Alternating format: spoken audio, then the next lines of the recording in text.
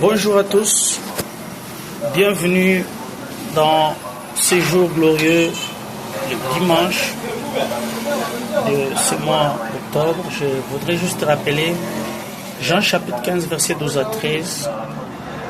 Voici mon commandement, aimez-vous les uns les autres comme je vous ai aimé. Aujourd'hui, je voudrais rappeler à l'église, à celui qui va me suivre dans cette petite vidéo, disons,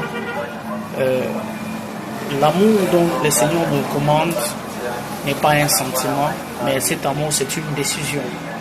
Prends la décision de t'aimer, d'aimer ton prochain, d'aimer ton église, les hommes de Dieu qui t'entourent, d'aimer ta femme, ton mari, comme tu t'aimes toi-même. Et de cet amour, du grec, on ne nous appelle pas de philias, l'amour de soi.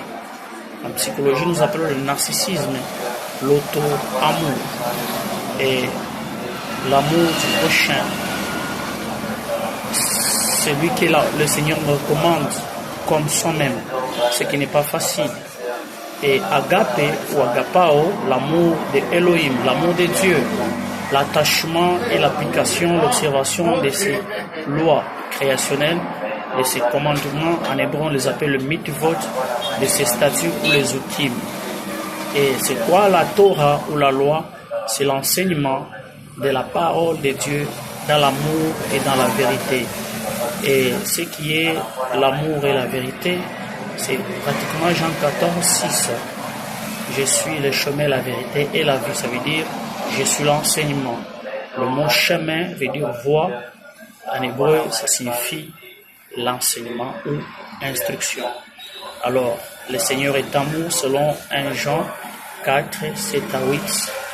Quiconque dira qu'il aime Dieu mais qui est son prochain, c'est un menteur. Ce qui manque dans notre nation, la RDC, c'est l'amour du prochain.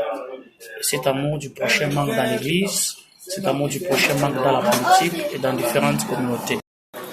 L'amour de Dieu, l'amour du prochain manque beaucoup actuellement dans l'église. Les gens vont à l'église, mais ils n'aiment pas Dieu. Les gens vont vivre dans le quartier, dans les provinces, mais ils n'aiment pas leur prochain. C'est ce qui manque, qui fasse que nous ne puissions pas nous développer. Et si on peut s'aimer, c'est accepter ce que l'autre est, avec ses qualités et ses défauts. Si tu peux aimer ta femme et ton prochain, c'est un seul mot, c'est la décision. Ça veut dire la volonté. Décide-toi d'aimer et tu vas voir que les choses vont changer. C'est le plus grand miracle dans ce monde, c'est aimer.